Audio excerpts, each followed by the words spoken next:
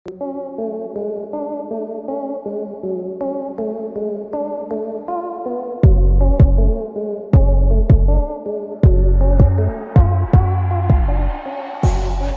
Lounge में फ़ज़ा मज़ीद गर्म थी और हयात ने मौजू बदलने की कोशिश करते हुए अपने बाप को याद करवाया, आप किसी काम से आए थे शायद बाबा। हयात ने खुद ही उससे पूछ लिया क्योंकि वो उनकी धमकियों से आजिज़ आ चुका था। हाँ, तुम्हारी माँ बहुत याद करती है तुम्हें।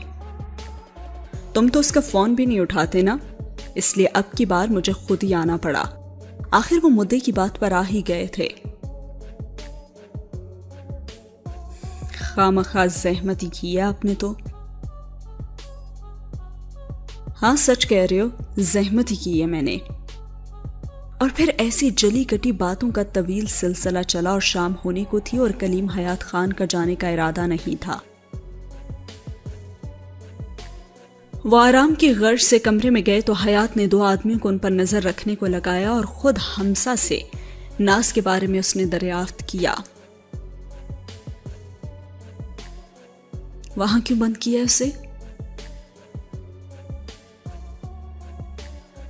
मैंने आदमी को बेडरूम का ही कहा था, लेकिन बड़े खान की अचानक आमद पर बौखलाहट में हमें उसे यहीं रखना पड़ा। और लबों पर फातिहाना मुस्कुराहट लिए हमजा ने दरवाजे का हैंडल घुमाया तो वो तमकिनत से दाखिल हुआ। अब शाम फैलने लगी थी और नाज तारीक गोशे में दीवार की तरफ मुंह किए अजीब जाविये से लेटी थी। लाइट जलाने पर कमरा तो रोशन हो गया, लेकिन हयात के चेहरे पे जो मुस्कुराहट थी वो गायब हो गई।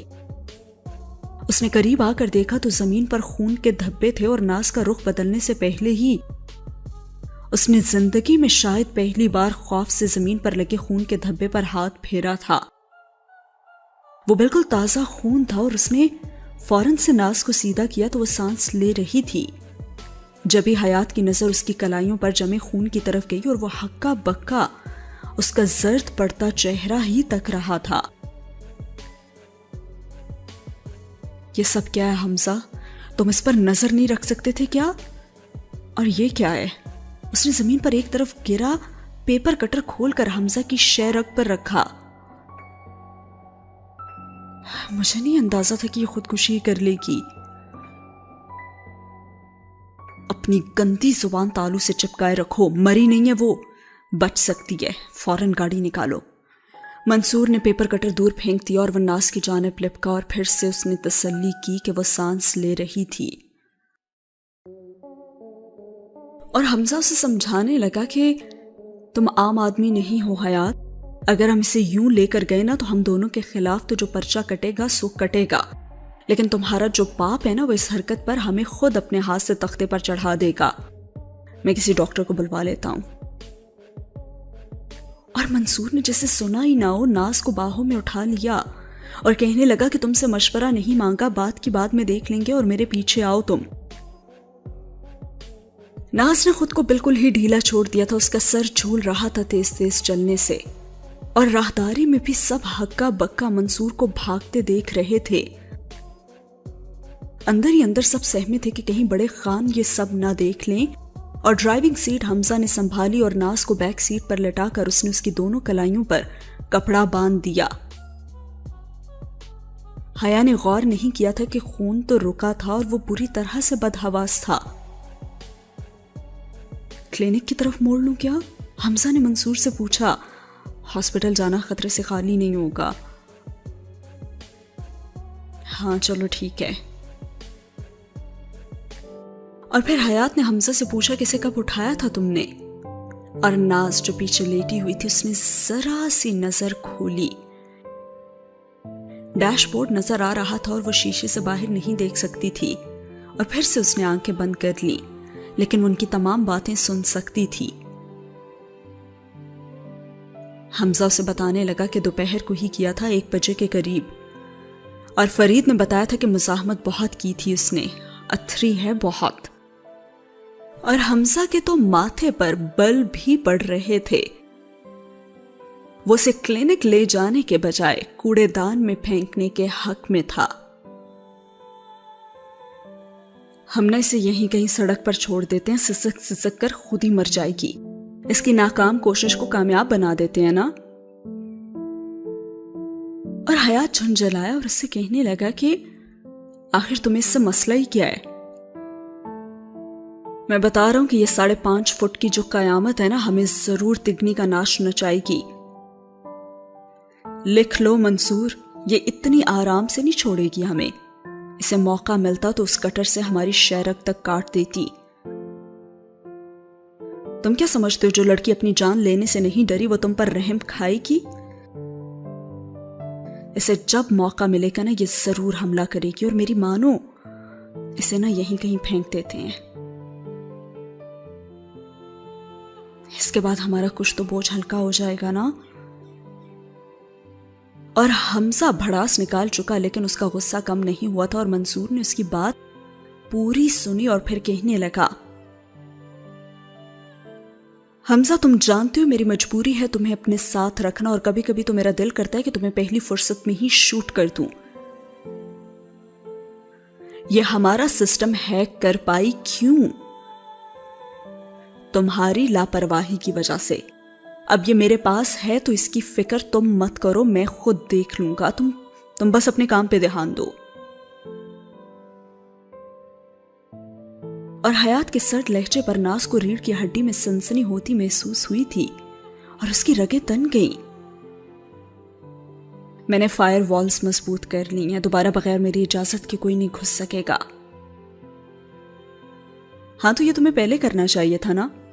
خیر مجھے یہ بتاؤ کہ کلینک کتنا دور ہے؟ ٹریفک نہ ہوئی تو ہم جلدی پہنچ جائیں گے. اور پھر گاڑی ٹریفک میں پھنس گئی اور ناز نے آنکھیں بند کر لیں. اس نے لیٹے لیٹے لاک پر ہاتھ بھی رکھا تھا. گاڑی رک چکی تھی اور ٹانگ کے زخم کے باعث جسم کی آدھی سائیڈ تو اکڑی ہوئی تھی اور بالکل بے جان محسوس ہو رہی تھی اسے. اور پھر بنا آواز پیدا کیے وہ سیدھی ہوئی اور خود ہی سے کہنے لگی کہ خدا کا واسطہ ناز اٹھ جا اب. پسینے میں شرابور سیٹ پر سے اس نے پاؤں اتارے اور ایک ہلکی سی آہٹ پیدا ہوئی اور حیات نے ذرا چہرہ گھمایا اور جیسے اس نے چہرہ گھمایا تو ناز نے جلدی سے آنکھیں بند کر لی, لیکن وہ دیکھ چکا تھا اور لمحہ لمحہ وقت ریت کی مانند سرک رہا تھا. اور پھر ناز نے بھی آنکھیں کھول کر حیات کا غضبناک چہرہ دیکھا.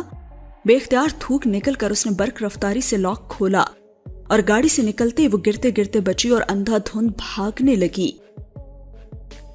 گاڑیوں کے بیچ جگہ بناتے وہ بنا پیچھے دیکھے بھاگ رہی تھی اور اشارہ کھل گیا اور تبھی وہ ایک سیاہ گاڑی سے جا کے ٹکرائی. بونٹ پر ہاتھ جمائے اس نے پلٹ کر دیکھا تو حیات کی مرسیڈیز ابھی بھی وہیں رکی بھی تھی اور وہ اسے ہی دیکھ رہے تھے. جبکہ ہارن کی آوازیں زور پکڑنے لگی تھیں اور ڈرائیور اسے فقیر سمجھتے ہوئے گالیاں نکالنے لگا. پاؤں میں لگائے گئے گہرے کٹ کے باوجود وہ بھاگنے لگی اور سڑک سے کچھ اوپر فٹ پاتھ پر وہ لڑکھڑا کر گری. بغیر دوپٹے کے جامنی فراک گرد میں اٹا ہوا تھا اور زمین پر ہتھیلیاں جمائے اس نے پلٹ کر دیکھا تو ٹریفک رواں دواں تھی اور وہ پوری جان لگاتے بھاگتی رہی لنگڑاہٹ کے ساتھ. اب شام کے دھندلکے مکمل پھیل چکے تھے اور وہ اس کے تعاقب میں ہی تھے. جسم میں اٹھتی ٹیسوں کو نظر انداز کرتی وہ چوراہے میں آ گئی اور ایک طرف بازار تھا جبکہ دوسری طرف گلیاں اور ناز رک کر سانس برابر کرنے لگی. اس نے سوچا کہ دائیں جائے یا پھر بائیں. کیا کرے وہ کس طرف جائے؟ اس نے تھک کر دائیں بائیں دیکھا. اگر تو وہ معاملہ شناس ہوئے تو دائیں جائیں گے اور اگر سمجھدار ہوئے تو گلیوں میں اسے ڈھونڈیں گے. سو ناز وہیں گاڑی کی اوٹ میں چھپ گئی اور کچھ ہی دیر بعد حیات کی مرسیڈیز بھی وہاں رکی. تبھی حمزہ نے حیات سے کہا کہ وہ ضرور رش میں ہی گم ہونا چاہے گی، لیکن حیات نے حمزہ کی بات رد کر دی اور کہا کہ اس کے کپڑوں پر خون لگا ہے، وہ بازار میں گئی تو سب اس کی جانب متوجہ ہوں گے، وہ یقیناً گلیوں میں ہی گئی ہوگی. اور حمزہ نے گاڑی بائیں جانب گلیوں میں موڑ لی، اور گاڑی کے آگے جاتے ہی ناز وہاں سے نکل آئی اور سوچنے لگی کہ واقعی یہ لوگ سمجھدار تھے، اور پھر قدرے لنگڑا کر کپکپاتے وجود کے گرد بازو لپیٹے وہ اندھیرے میں چلتی رہی۔ جیب میں نہ تو موبائل تھا اور نہ ہی پیسے، اور اس حالت میں گھر جانا نری حماقت تھی۔ اس نے پھر دیکھا کہ ایک شاہراہ پر دھرنا دیا جا رہا تھا اور درمیان میں ڈیک لگائے گئے تھے اور گلا پھاڑ پھاڑ کر فیس کم کروانے کا مطالبہ کیا جا رہا تھا، اور ناز بھی پھر وہیں کھڑی رہی۔ جبھی مائک ہاتھ میں پکڑے لڑکے نے جوش خطابت میں جیکٹ اتار کر دور پھینکی۔ یہ کالج کے لوگو والی جیکٹ تھی۔ جیکٹ ناز کے منہ پر لگی تو اسے سمجھ آئی اور جیکٹ ہاتھ میں پکڑے اس نے چلتے چلتے زپ بند کر لی۔ دوپٹہ نہ ہونے کا احساس اب کم ہوا تھا، اور کلائیوں پر تو منصور حیات خان پہلی پٹی کر چکا تھا اور جیکٹ اس کے ہاتھ تک ڈھک چکی تھی۔ پھر پارک میں پہنچ کر اس نے پانی کے کولر سے جی بھر کر پانی پینے کے بعد منہ دھویا۔ ٹانگ کے زخموں کو اس نے چھیڑا نہیں اور ٹیشو پیپر اور ٹیپ کی مدد سے سب سیٹ تھا۔ پارک کی ایک پینگ پر بیٹھے ہلکا ہلکا جھولتے وہ آگے کا لائے عمل بنانے لگی، اور اس کا ذہن بالکل خالی تھا اور پیٹ میں تو چوہے دھمال ڈال رہے تھے۔ اس نے جیکٹ کی جیبیں ٹٹولی تو 43 روپے اسے مل گئے، اور ایک جیب میں چوئنگم بھی تھی۔ اس نے ہاتھ واپس نکالا تو ہلکے سبز رنگ کی چوئنگم اس کے ناخنوں پر چپکی تھی، اور وہ مسکرائی پراسرار سا۔ ہاں، کسی سے حساب برابر کرنا تھا اب اسے، اور سین ہوا یہیں پہ ختم۔ اگلا سین سٹارٹ ہوتا ہے ایک کیریکٹر جس کا نام ہے نافع سے، جس کی والدہ محترمہ فوت ہو چکی ہیں، اور اب اسے اس کی خالہ جن کا نام ہے جمیلہ خالہ شاید وہی پال رہی ہیں، اور وہ اس کے لیے ناشتہ بناتی ہیں جو کہ اسے پسند نہیں آتا، اور وہ ضد کر رہا ہے۔ جب نافع کہہ رہا ہے کہ وہ یہ نہیں کھائے گا تو نہیں کھائے گا نا، اس نے سامنے پڑی پلیٹ پرے دھکیل کر نروٹھا پن اپنایا، اور چولہے کے سامنے کھڑی عورت نے روٹی اس کی پلیٹ میں رکھی۔ میں نے کہا ہے نا کہ نہیں کھاؤں گا، تمہیں سنائی نہیں دیتا جمیلہ خالہ؟ جمیلہ خالہ برتن دھونے لگی تھی اور کہنے لگی، اتنے نخرے وہ لوگ کرتے ہیں جن کی میز پر 10 طرح کے کھانے سجے ہوں بیٹا۔ ارے 10 نہ سے، مگر یہ کہاں کا انصاف ہے کہ ہر روز شلغم یا ٹینڈے ہی بنا لیتی ہیں آپ؟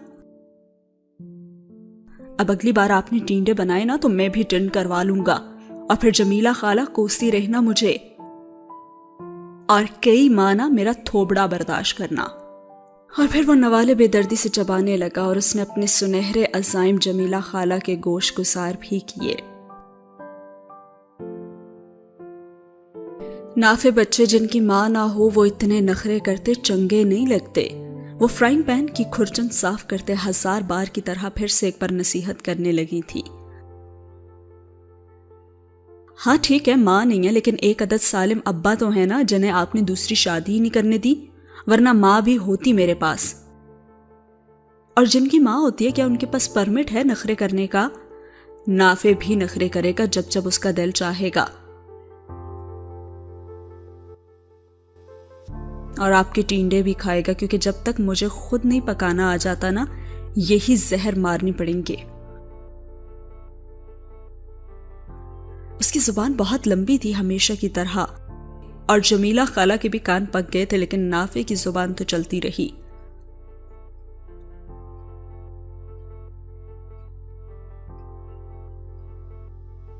تیرے ابا کو کہا تھا میں نے دوسری شادی کا، اور کتنا ڈانٹا تھا، لیکن وہ تیری محبت میں نہیں کرتا۔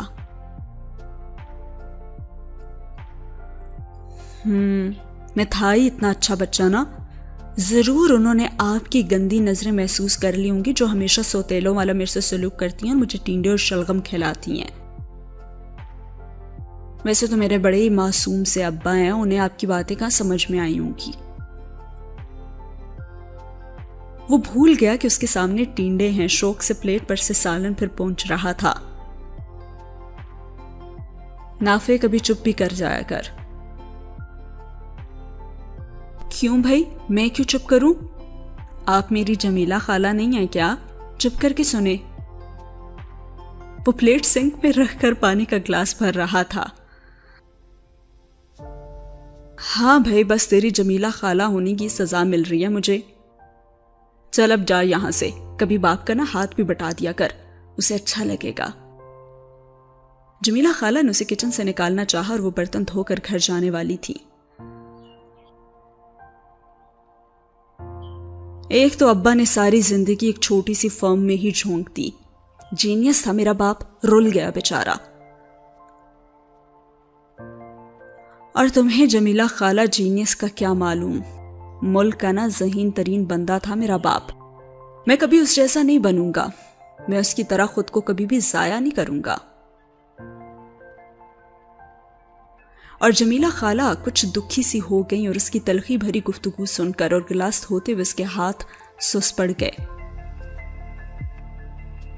और हाँ, वहां क्यों जाऊं मैं? उन्होंने कौन सा खुद कुछ करना होता है? एक कोने में अखबार पकड़कर बैठ जाते हैं और सारा काम तो उनके लड़के करते हैं ना। और मैं जाऊंगा तो कहेंगे कि नाफे आया है, जरूर कुछ खराब करके ही जाएगा और फिर सारे खी खी खी करेंगे मुझ पे। उसने मुंह फुलाकर बाप की नकल उतारी और उसके रोशन चेहरे पर खफकी देखकर जमीला खाला हंस पड़ी। वो ऐसा ही था, पल में संजीदा, पल में ड्रामेबाज। सच में नाफे है ही इतना प्यारा बच्चा। चलो मुंह सीधा करो अब। एक बार देख आओ ना, कभी कभी शाम में अब्बा को घर भेजकर खुद बैठ जाया कर अखबार पकड़कर। ताकि तुम मेरे मजलूम से अब्बा पर डोरे डाल सको, है ना?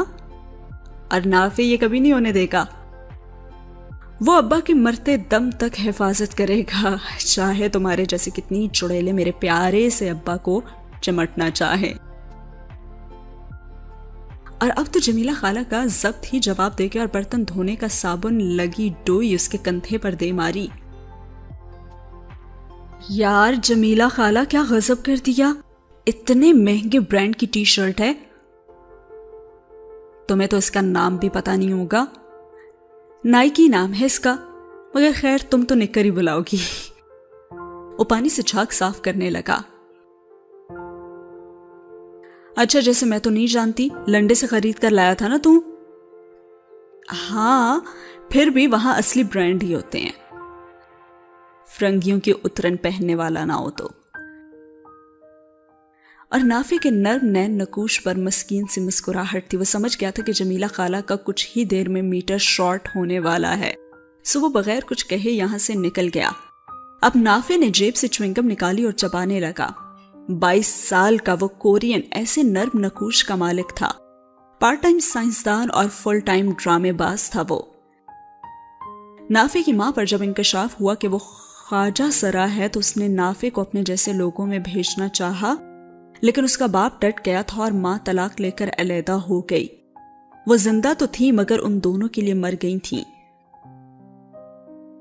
और जमीला खाला बाप की दूर परे की रिश्तेदार थी जो आज तक उनके घर किचन के फराइज अंजाम दे रही थी। नाफे ने बचपन में कई स्कूल बदले थे। बच्चे उसे छेड़ते थे और खूब तंग भी करते थे और वो उनके सामने ही रोना शुरू कर देता था। और जब पहले स्कूल में पता चला तो बच्चों ने खुल्लम खुल्ला उसे अजीब अजीब नामों से पुकारना शुरू कर दिया और यूं उसे 3 से 4 स्कूल बदलने पड़े। हर बार स्कूल बदलने की एडमिशन फीस में जो पैसे लगते उससे घर का बजट तो आउट ही हो जाता। और चौथे स्कूल में वो पहले दिन गया था तो उसने सारे का हल निकाल लिया था। वो खूब शरारतें करता और किसी भी वक्त जोक क्रैक कर देता। तो फिर इस तरह से वो क्लास में अक्सर का फेवरेट बन गया था और उसके चेहरे और चाल पर सबकी इतनी तवज्जो न रही थी। अपने गम को हंसी और शरारतों में लपेटकर उसे जिंदगी गुजारनी फिर आ ही गई। मगर वो हर वक्त ऐसा नहीं रहता था। अपने काम के दौरान उससे ज्यादा संजीदा इंसान कोई ना होता। उसकी एक वेबसाइट थी जिस पर पुराने गैजेट्स को नया बनाकर वो बेचता था। मोबाइल लैपटॉप ठीक करता। मैकेनिकल इंजीनियरिंग की डिग्री और होटल तले उसका बेसमेंट था जहां उसके दिल की दुनिया आबाद थी। पुरसों اور دنیا جہاں کی چیزوں میں گھرے وہ خوش تھا۔ نافع مقبول نے ہوٹل کا دروازہ کھولا اور اپنے مخصوص کونے میں اسے باپ بیٹھا نظر آیا اور اخبار کے پیچھے چھپا وہ رحم دل آدمی مکمل انعماق سے شام کا اخبار پڑھ رہا تھا۔ وہ ان کے پاس سے گزر کر بیسمنٹ اتر گیا اور جیب سے چابی نکال کر دروازہ کھولا اور اندر گھستے ہی لاک کر لیا اور سین ہوا ختم۔ جیسے کہ آپ کو پتا ہے کہ ناز کو بہت زیادہ لگی ہوئی تھی بھوک، اور جیسے اس نے دیکھے جیب میں 43 روپے تو اس نے ڈھونڈنا شروع کر دیا قریبی کوئی ہوٹل جہاں پہ جا کر وہ کچھ کھا سکے، اور وہاں پہ اس نے دیکھا کہ وہاں لکھا ہوا تھا مقبول ہوٹل، اور وہ سیدھا اس کے اندر چلی گئی۔ بے اختیار اس نے ہاتھ سے بال ٹھیک کی اور احمد کا ہاتھ پکڑتے ہوئے اندر آئی اور دروازے پر کھڑے اس نے نظر دوڑائی۔ جس کی تلاش تھی وہ تو نظر نہ آیا، مگر ایک کونے میں ذرا ہٹ کر اخبار پڑھتا ایک سفید سر والا آدمی نظر آیا۔ ناز کے کھنکارنے پر آدمی نے اخبار نیچے کیا اور اس نے کچھ جھجک کر پوچھا کہ نافع مقبول یہیں کام کرتا ہے؟ آدمی مسکرایا، اسبات میں سر ہلایا اور پھر کہا، میں باپ ہوں اس کا۔ شکر ہے، ناز کے منہ سے بے ساختہ خارج ہوا تھا۔ نافع نے کچھ کیا ہے کیا بیٹی؟ بڑا شیطان ہے وہ پوچھ رہے تھے اور ناز نے بہت کچھ بتانا چاہا، لیکن تبھی اسے احساس ہوا کہ کچن سے کھانوں کی خوشبو آ رہی تھی۔ اس کی جیب میں صرف 43 ہی روپے تھے اور بے اختیار وہ گزرتے ویٹر کے ہاتھوں میں کڑاہی کی ہانڈی دیکھی گئی، اور پھر سے والد محترم کہنے لگے کہ میں نافع کی طرف سے معافی مانگتا ہوں، ضرور کچھ کیا ہوگا اس نے اور ابھی بلاتا ہوں میں اسے۔ اور جواباً اس نے بھی کہا کہ جی بلا دیں، اور ایک اور کام بھی تھا آپ سے انکل۔ ہاں بولو بچے۔ میں نے صبح سے کچھ نہیں کھایا اور اس وقت پیسے بھی زیادہ نہیں ہیں میرے پاس، ایک چائے اور بسکٹ مل سکتے ہیں کیا؟ اور یہ کہتے سمے ناز کا شرم سے چہرہ سرخ ہو گیا تھا، اور وہ ملنسار بندہ کہنے لگا کہ ہاں ہاں کیوں نہیں بیٹا، بیٹھو نا، میرے بچوں جیسی ہی ہو تم۔ اسے بیٹھنے کا کہہ کر وہ خود ہی کچن میں اس کے لیے کہہ کر آئے اور نافع کا دروازہ بھی بجا دیا۔ برخودار، پھر سے کوئی شیطانی کام کیا ہے نا تم نے؟ باپ کے کڑوے تیور دیکھ کر تو وہ سمجھ گیا تھا اور سوچنے لگا کہ یقیناً جمیلہ خالہ نے ہی شکایت لگائی ہوگی میری۔ ہاں تو نافع ہمیشہ سچ بولتا ہے، لیکن اللہ ان عورتوں کو بھی تو ہدایت دینا، ذرا سا سچ تو برداشت نہیں کر سکتی۔ ہدایت نہیں، اللہ پوچھے گا انہیں۔ ذرا مزاق کر لیا تو کیا ہو گیا؟ اور آپ اب یوں کیوں دیکھ رہے ہیں مجھے یقین ہے میں نے جو کچھ بھی کہا ہے ویسا نہیں ہے، اس دروازے کے باہر کوئی اور مصیبت میرے انتظار میں پر پھیلائے بیٹھی ہے۔ لیکن مقبول بیگ نے صرف سر ہلا کر تصدیق کی اور اس نے اشارہ کر کے انہوں نے بتایا کہ ادھر۔ اس وقت ناز کی نافع کی طرف پشت تھی اور لاپرواہی سے چوئنگم چباتے اس نے مکار سی شکل بنا کر اسے دیکھا جو رغبت سے باکر خانی اور چائے نوش کر رہی تھی۔ اوئے تم پیسے مانگنے آئی ہو نا؟ اور ناز نے جیسے سنا ہی نہیں، وہ تو چائے کی چسکیاں لے رہی تھی۔ اچھا تو تم نے ان کے پیسے نہیں دیے؟ بیٹی بتاؤ کتنے ہیں، میں دے دیتا ہوں۔ مقبول نے بٹوا نکالتے ہوئے پوچھا۔ ارے ابا یہ ایک نمبر کی نا؟ نافع نے ناک چڑھائی اور ناز کو بولنا پڑا۔ ارے نہیں انکل، ہمارا حساب پیسوں سے نہیں کلیئر ہوگا، میں کر لوں گی۔ آپ خیر چائے وغیرہ کے لیے آپ کا شکریہ۔ کتنے پیسے ہوئے؟ وہ جیب میں 43 روپے ٹٹولنے لگی اور وہ کہنے لگے بیٹیوں سے کون پیسے لیتا ہے بھلا، تم رہنے دو۔ واہ ابا واہ، مجھے تو یہ والا پلس پوائنٹ کبھی نہیں ملا۔ نافع کی بڑبڑاہٹ انہوں نے سنی اور ناز مقبول بیگ کو دیکھ کر ہلکا سا مسکرائی اور کہنے لگی شکریہ۔ مقبول بیگ نے گردن کی جنبش سے شکریہ وصول کیا، البتہ نافع کے تیور ابھی تک ٹھیک نہیں ہوئے تھے۔ کس خوشی میں شکریہ؟ پورے پیسے نکالو۔ नाफे। बाप ने जिस बच्चे को ऑफर दी थी उसने तो सिरे सिरे से उसे नजरअंदाज ही कर दिया, और नाज ने भी जेब से 43 रुपए निकाल कर उसकी फैली हुई हथेली पे रख दिए, और वो कहने लगा कि इसमें ना अभी भी 2 रुपए कम है, 1 रुपए में तुम अपनी प्लेट और कप वापस रख कर आओ और यहां कपड़ा भी फेरो। और नाज ने बिना चूं चरा किए प्लेट और कप उठाया और बर्तन धोने वाली जगह पर रख दिया, और फिर कपड़े से मेज भी साफ करने लगी। और फिर नाज ने हाथ झाड़ते हुए कहा कि किसी वेटर से ना 2 रुपए में मेज साफ करवा कर दिखाना तुम मुझे। अरे 2 नहीं, 1 रुपए में ही तुमने साफ की है, और असूलन तुम भी वेट्रेस ही बनोगी, कहीं तुम भी मेरी तरह। और उसने जानबूझकर ही फिक्र अधूरा छोड़ दिया था। मकबूल बेग अखबार के पीछे गुम हो चुके थे, सो नाफे की जुबान अब फिसलती जा रही थी। चलो हो गया अब तो, अब अपना मकसद बता भी चुको तुम। जरूर तुम्हें मेरी मदद ही चाहिए होगी, वैसे फीस हाई है मेरा नहीं ख्याल कि तुम अफोर्ड कर सकोगी मुझे। नाफे ने इतरा कर उसे सर तपैर मसनूई हकारत से देखा और नाज ने गहरी सांस भरी। वो बोलने ही वाली थी कि नाफे बोल पड़ा और कहा, 1 मिनट, तुमने बॉयज कॉलेज की जैकेट क्यों पहन रखी है? देखो नाज, मैं ऐसी वैसी लड़कियों से दोस्ती नहीं करता। और ये आखिरी तीर था और नाज का हाथ हवा में उठा और नाफे के मुलायम चेहरे पर। हाँ, मर्दों जैसा सख्त हाथ है तुम्हारा, मेरा नाजुक मुखड़ा तुमने तो लाल ही कर दिया है। खैर, फॉलो मी। वो मकबूल बेग के पास से गुजर कर तय खाने की सीढ़ियां उतरने लगा तो नाज ने मकबूल बेग की बुड़बुड़ाहट भी सुनी, जो कह रहे थे कि कभी कभी इसका मुंह बंद करने के लिए चांटे की जरूरत भी पड़ती है। और वो मुस्कुराहट दबाती नाफी की पैरवी में उतरती गई और उससे पूछने लगी कि यहाँ पे इतना अंधेरा क्यों है। अंधेरे में आंखें फाड़ फाड़ कर देखती नाज ने उसका कंधा छुआ। 1 मिनट, तुम्हें मुझसे डरने की जरूरत नहीं है। हाँ, और तुम्हें भी हर बात का उल्टा जवाब देने की जरूरत नहीं है। नाज झुंझला उठी और नाफे ने लाइट्स ऑन की। अच्छा जी, अब बताएं आपकी क्या गुल खिला कर आई आप? बको मत, बैठने तो दो मुझे।